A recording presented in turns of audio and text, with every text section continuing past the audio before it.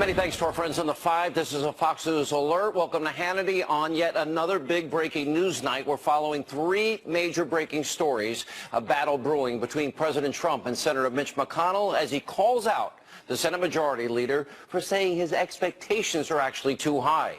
Also, President Trump firing back against the Destroy Trump media, Democrats over their Russia hysteria and meltdown. It is a brutal takedown.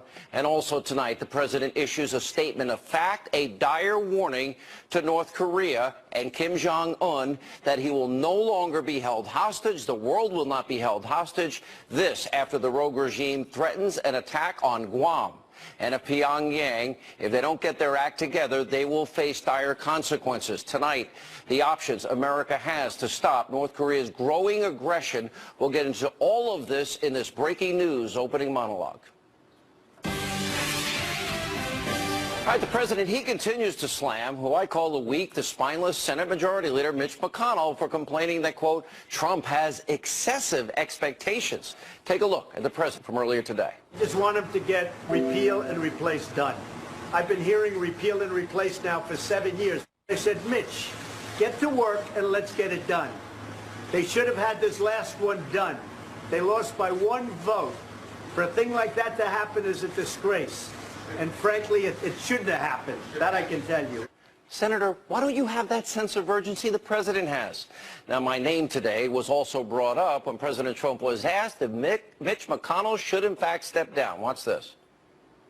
Should Senator McConnell consider stepping down as majority leader? There's some conservative analysts, including Sean Hannity, say it's time for him to retire.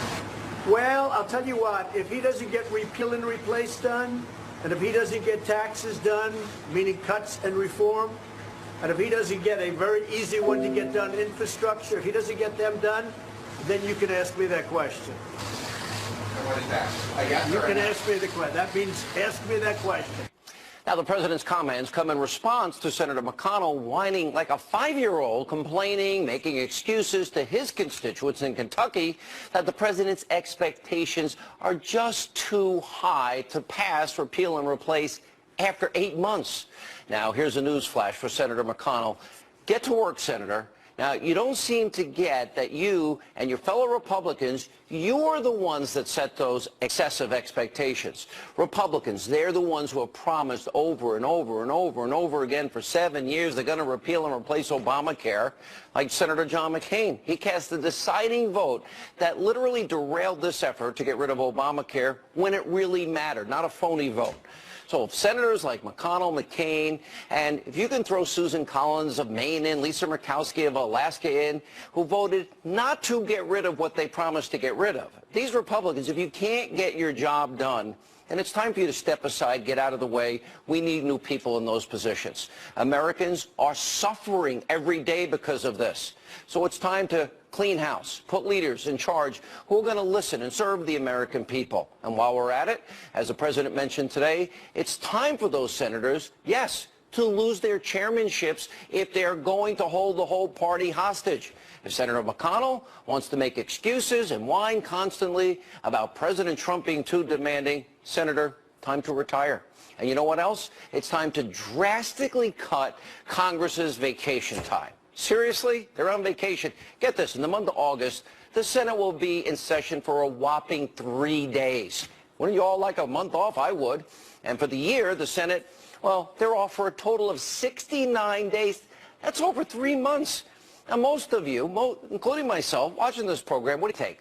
2, 3 weeks a year, maybe a couple of long weekends, and senators like McConnell, they don't show up for work for 69 days and then complain when the president is calling them out for not keeping their promises and getting the job done? Well, it's time for Mitch McConnell to get it together or go home, retire, play golf, have a good, go on a fishing trip. Also tonight, President Trump firing back at the Destroy Trump media and Democrats who claim that he's going to fire the special counsel, Robert Mueller. The president also slammed this Russia, collusion, hysteria, and breathless reporting. Watch this. I've been reading about it from you people. You say, oh, I'm going to dismiss them. No, I'm not dismissing anybody. I mean, I want them to get on with the task, but I also want the Senate and the House to come out with their findings. Now, judging from the people leaving the meetings, leaks, but they leave the meetings all the time and they say No, we haven't found any collusion. There is no collusion. You know why? Because I don't speak to Russians. In other breaking news, the president also defended his former campaign chairman, Paul Manafort, after we learned earlier this week that the FBI literally executed a pre-dawn raid of his home because he didn't follow Hillary Clinton's example. Watch this. I know Mr. Manafort. I haven't spoken to him in a long time, but I know him. He was with the campaign, as you know, for a very short period of time, relatively short period of time, but I've always known him to be a good man. I thought it was a very, they do that very seldom. So I was surprised to see it. I was very, very surprised to see it. I've always found Paul Manafort to be a very decent man. And he's like a lot of other people, probably makes consultant fees from all over the place. Who knows? I don't know. But I thought that was that was pretty tough stuff. We'll have more on all of this later in the program, but our top story tonight, the president is not backing down in this nuclear standoff with North Korea. Now, after Pyongyang said that they're threatening to attack Guam, and they called his fire and fury comments, a load of nonsense, the president responding with very strong language and a promise for Kim Jong-un. Take a look. The people that were questioning that statement, was it too tough? Maybe it wasn't tough enough. They've been doing this to our country for a long time, for many years. And it's about time that somebody stuck up for the people of this country and for the people of other countries. So, if anything, maybe that statement wasn't tough enough. But what they've been getting away with is a tragedy, and it can't be allowed. The people of our country are safe, our allies are safe, and I will tell you this, North Korea better get their act together, or they're going to be in trouble like few nations ever have been in trouble in this world. How refreshing, especially compared to Obama and former President Clinton, which allowed this to happen. The president did also, very importantly, he warned North Korea about their proposed plan to fire missiles near Guam. Watch this. I read about we're in Guam by August 15th. Let's see what he does with Guam. He does something in Guam, it will be an event the likes of which nobody's seen before, what will happen in North Korea. It's a statement. Has nothing to do with dare.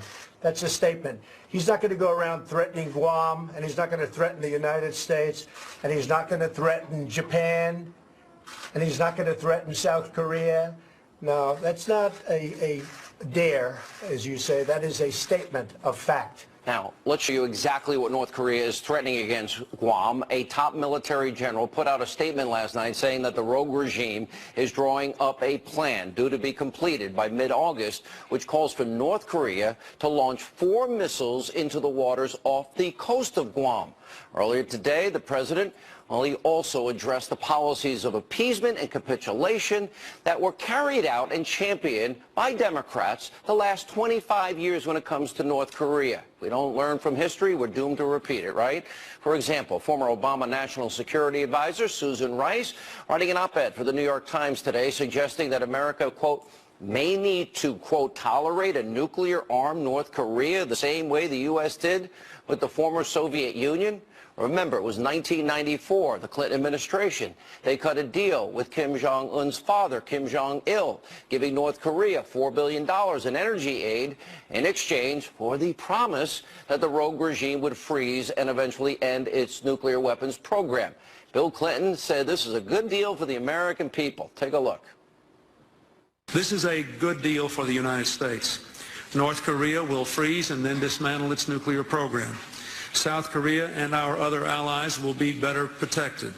The entire world will be safer as we slow the spread of nuclear weapons. Now, predictably, the deal turned into a complete and utter disaster, and it's a direct reason why we are in the situation we are in, on the edge, the world being on edge tonight with North Korea. Earlier today, the president called out President Clinton's foolish mistakes. Watch this. We'll always consider negotiations, but they've been negotiating now for 25 years. Look at Clinton. He folded on the negotiations. He was weak and ineffective. Now, the president clearly is not going to repeat the policies of appeasement of the past. And as we have now been saying on this program for years and years, and for the past couple of nights, there really are not any great solutions when it comes to North Korea. Last night on the show, however, the deputy assistant to the president, Dr. Sebastian Gorka, he hinted perhaps there are. Take a look.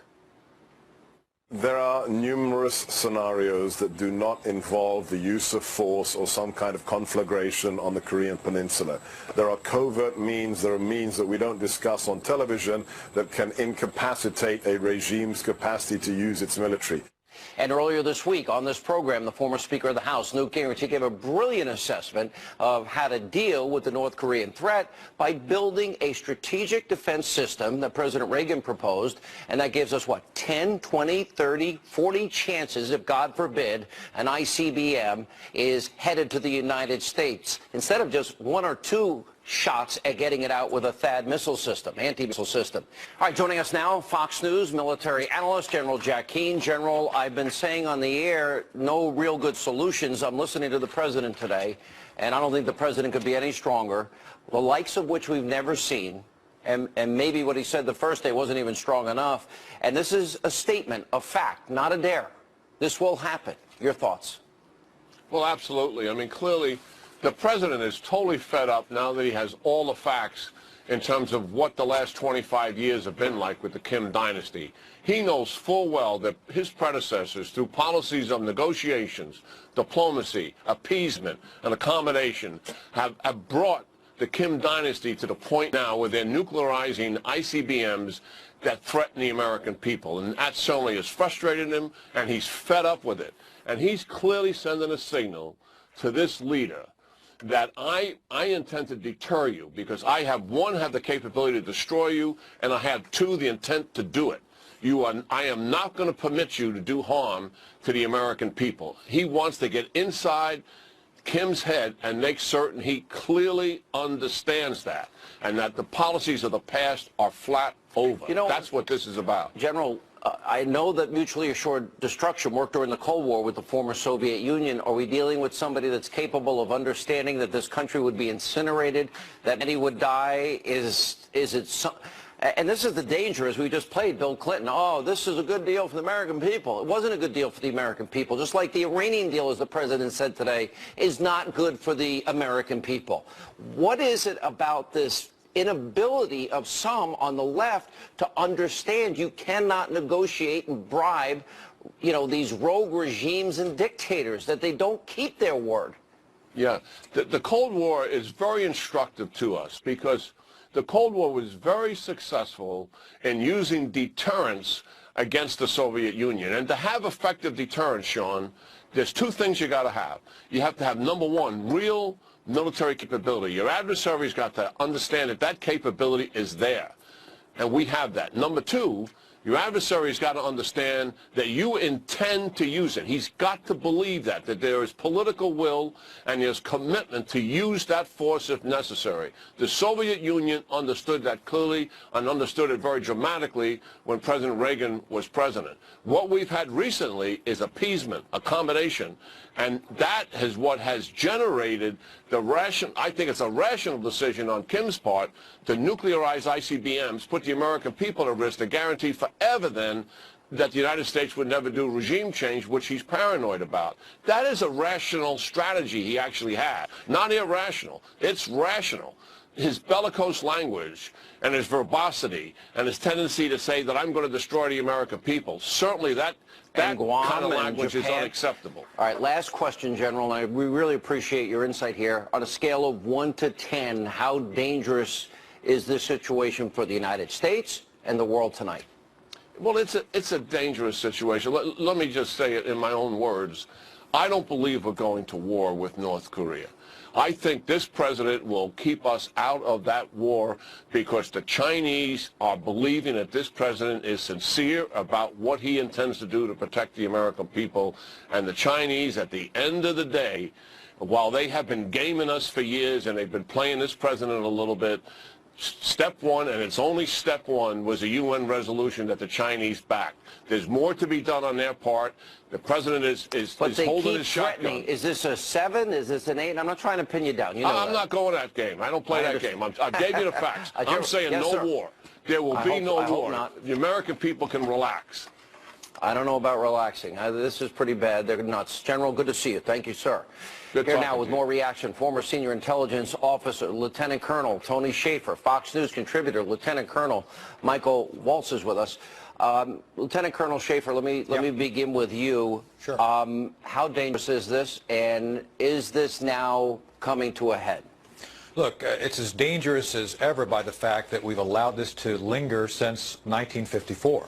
And the fact is this, the biggest danger to actual armed conflict, Sean, is miscalculation. General Keane just laid out the essence of what we're facing now. We have to actually go about doing what we have to find a way to convince the North Koreans that, look, the idea of appeasement, of buying you off, is going to end.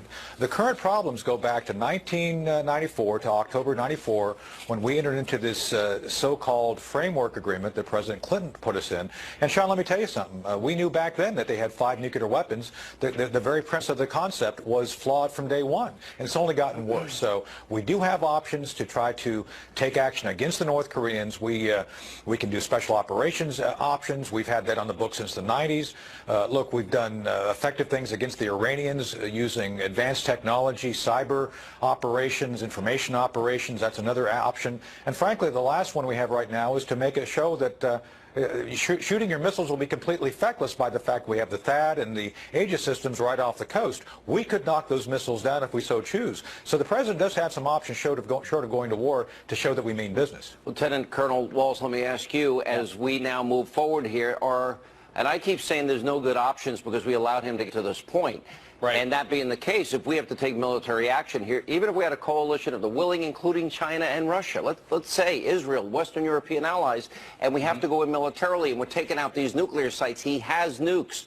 And is there risk of nuclear fallout? Is there risk that he can fire at Guam, South Korea, Seoul, China, Japan before we actually take the sites out? Is that a real worrying concern? Worst case scenario, how many people dead are we talking about? Well, the trump card, for lack of a better term, that Kim Jong-un has is his artillery, thousands of pieces, and his rockets that are aimed at Seoul. A city of 25 million plus people. So that, imagine artillery raining down on a city like Manhattan. I'm not confident. I mean, what this would look like is essentially our stealth capability, our cyber, our electronic warfare capability, going in early to take down his air defenses so that we then have the follow-on bombers that could get in and get at his missile sites and get, hopefully, him and his command and control infrastructure. But while that is happening, keep in mind they've dug these things in for 50 years into the sides of mountains, into bunker complexes, and while that is going to take a little bit of time, artillery and rockets could be raining down on Seoul. That's the big... artillery and rockets, well, in other words, that they would fire, and would they have the ability, they obviously would have the ability to know there's an attack that is imminent, correct?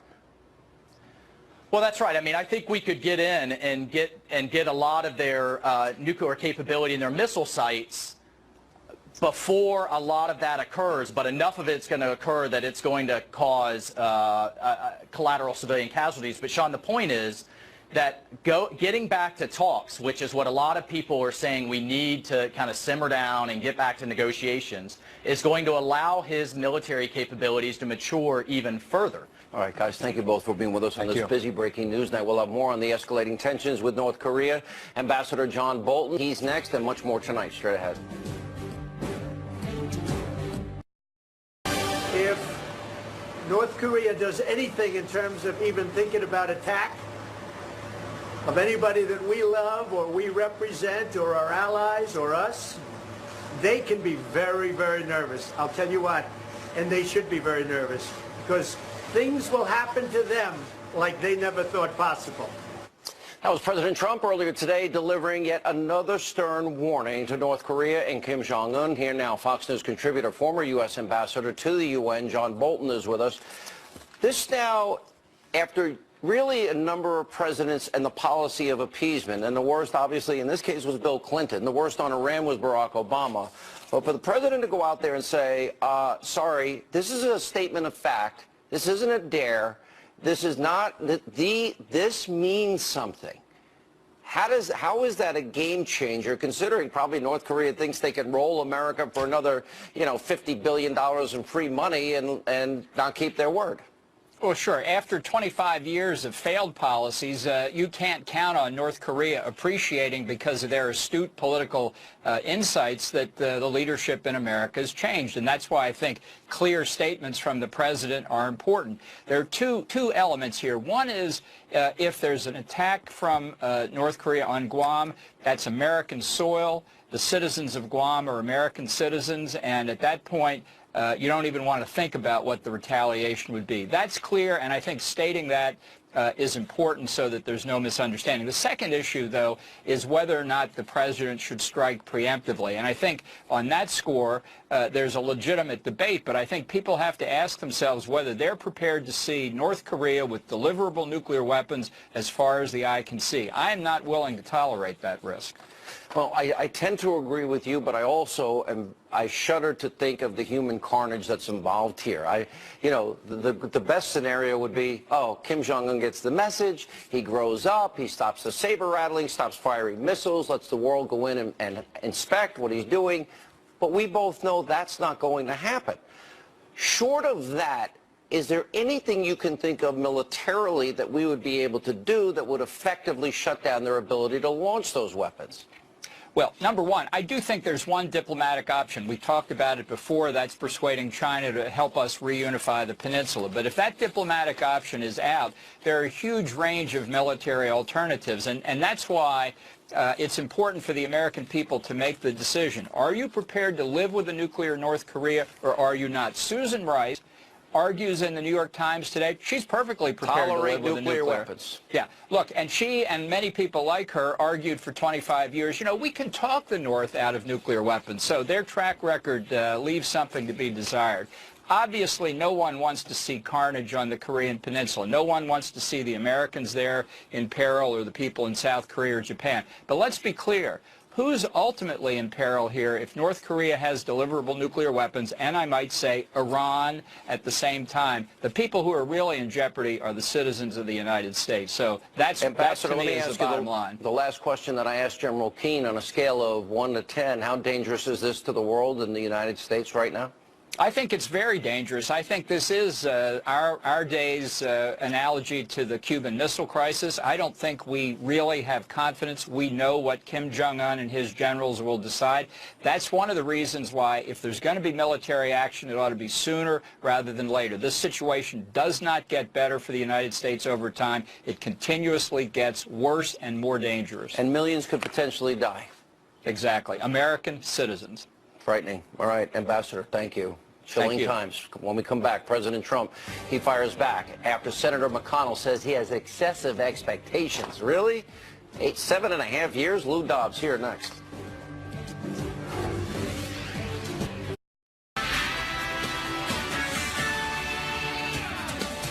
Live from America's News headquarters, I'm Marianne Rafferty. The Chinese government appears to be outlining their role in the conflict between the United States and North Korea. According to a Chinese state-run newspaper, China would stay neutral if North Korea launches an attack that threatens the United States. But if America strikes first and tries to overthrow the North's government, China would stop them. China is North Korea's most important ally. The country has expressed frustration with Pyongyang's nuclear and missile tests, as well as the behavior from the United States. And Louisiana's governor declaring a state of emergency for New Orleans after the city's water pumping system malfunctioned. Heavy rains over the weekend caused some serious flooding, and more is in the forecast. The pump failure means the city's ability to drain stormwater has diminished. I'm Marianne Rafferty. Now back to Hannity.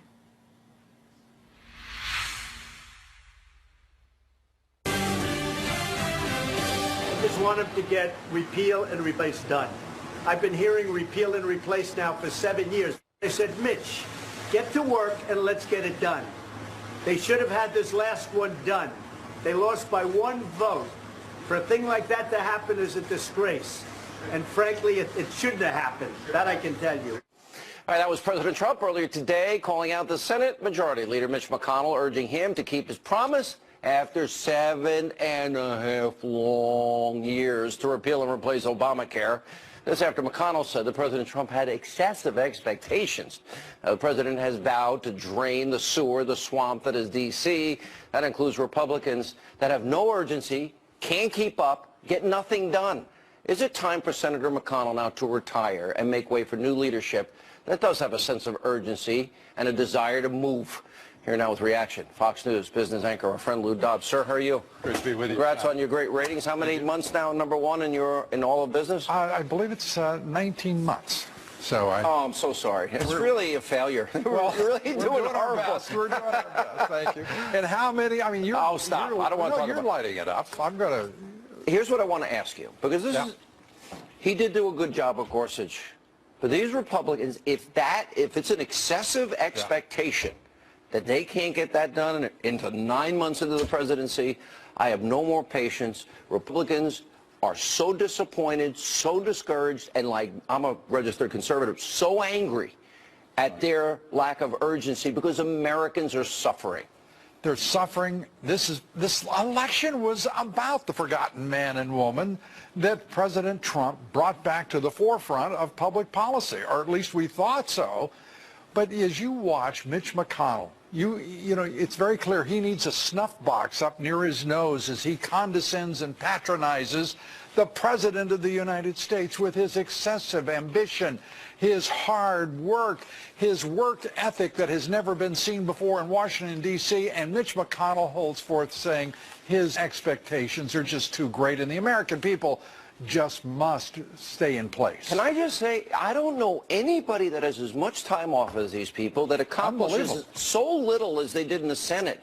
And then even the little skinny repeal bill, the little skinny repeal bill, which was nothing that we wanted or was promised. Or they needed.